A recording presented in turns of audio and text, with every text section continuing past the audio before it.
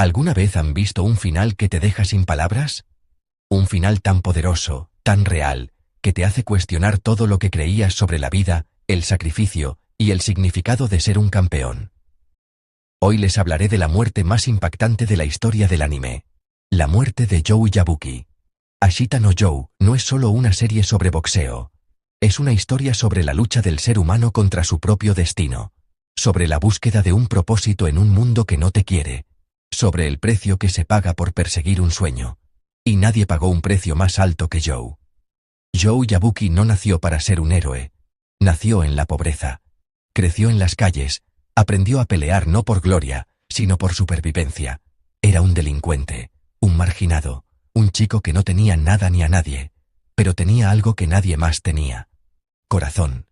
Ese corazón lo llevó a conocer a Danpei Tange, el viejo entrenador que vio en Joe algo que nadie más veía. Potencial. Determinación. Un espíritu indomable que no se rompería sin importar cuántos golpes recibiera. Juntos, Joe y Danpei comenzaron un viaje que cambiaría para siempre el mundo del boxeo. Pero el camino no fue fácil. Joe perdió peleas. Fue humillado. Fue encarcelado.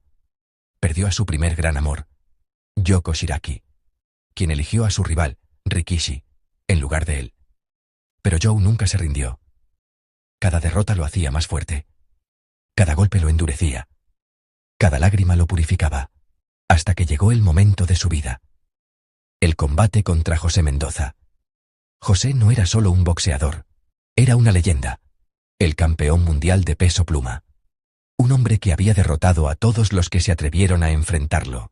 Un gigante invencible con un récord perfecto. Pero Joe no tenía miedo. Porque Joe no peleaba por el título, no peleaba por el dinero, no peleaba por la fama. Joe peleaba por algo mucho más grande. Peleaba por demostrar que un chico de las calles, un delincuente sin futuro, podía convertirse en algo más. Podía alcanzar la grandeza. Podía tocar el cielo aunque fuera por un momento. La pelea comenzó. Golpe tras golpe, asalto tras asalto. Sangre, sudor y lágrimas llenaron el ring. Joe estaba en desventaja desde el principio.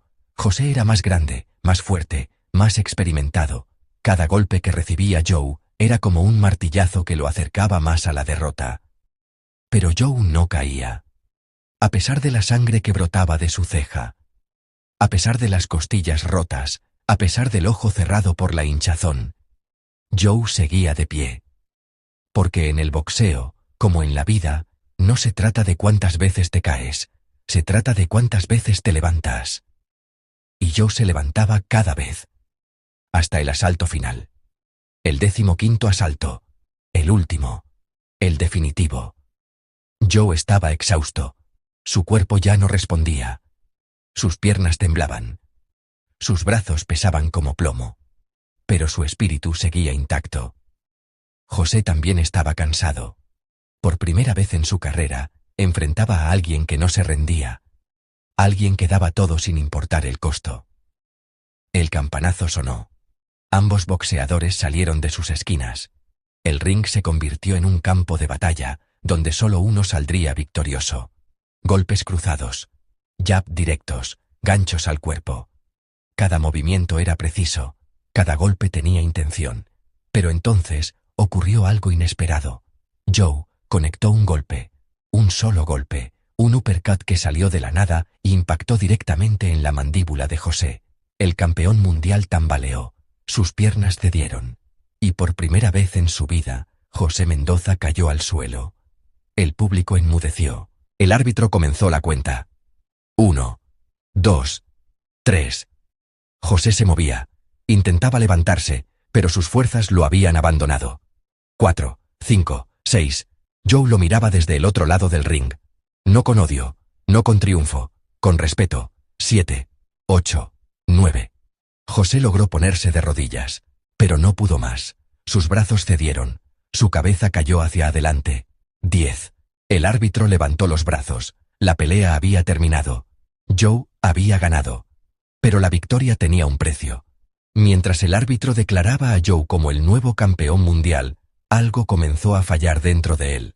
Su cuerpo, ya debilitado por los 15 asaltos de castigo, no podía sostenerse más. Joe caminó hacia su esquina. Se sentó en la silla, cerró los ojos y sonrió. Esa sonrisa no era de triunfo, era de paz.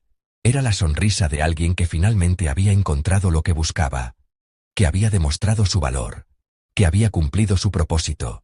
Danpei corrió hacia él, le gritó que se levantara, que celebraran, que el mundo entero los estaba mirando. Pero Zhou no respondió.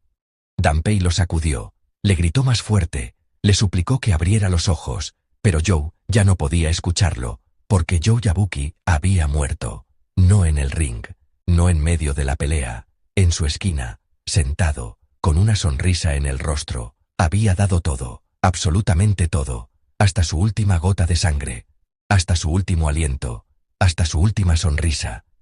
Y en ese momento, mientras el mundo celebraba a un nuevo campeón, Danpei Tange lloraba la muerte de su hijo. Porque para Danpei, Zhou nunca fue solo un boxeador.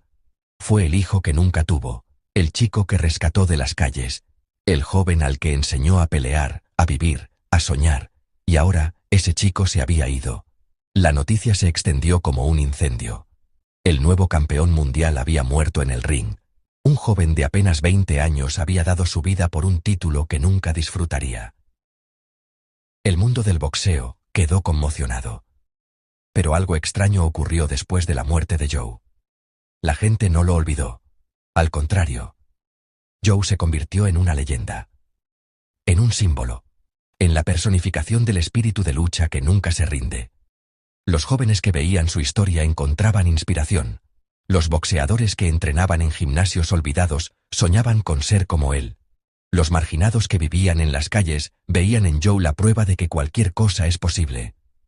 Zhou Yabuki murió. Pero su legado vivió para siempre.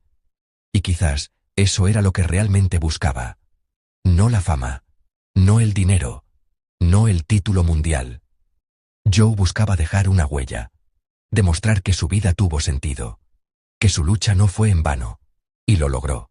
Porque hoy, décadas después de que Ashita no Zhou terminara, la muerte de Zhou Yabuki sigue siendo recordada como uno de los momentos más poderosos de la historia del anime. Un final que no necesita palabras, que no necesita explicaciones, que no necesita justificaciones, porque la muerte de Zhou no fue una tragedia, fue una confirmación. La confirmación de que algunos nacen para ser leyendas, que algunos están dispuestos a dar todo por su sueño, que algunos encuentran su propósito en el último segundo de sus vidas. Zhou Yabuki murió como vivió. Luchando. ¿Ustedes qué piensan? ¿Fue justo que Zhou muriera después de alcanzar su sueño? Déjalo en los comentarios. Si esta historia te conmovió, dale like y suscríbete a Sombras del Misterios, porque las verdaderas leyendas no mueren. Viven para siempre en la memoria de quienes las admiran. Hasta la próxima.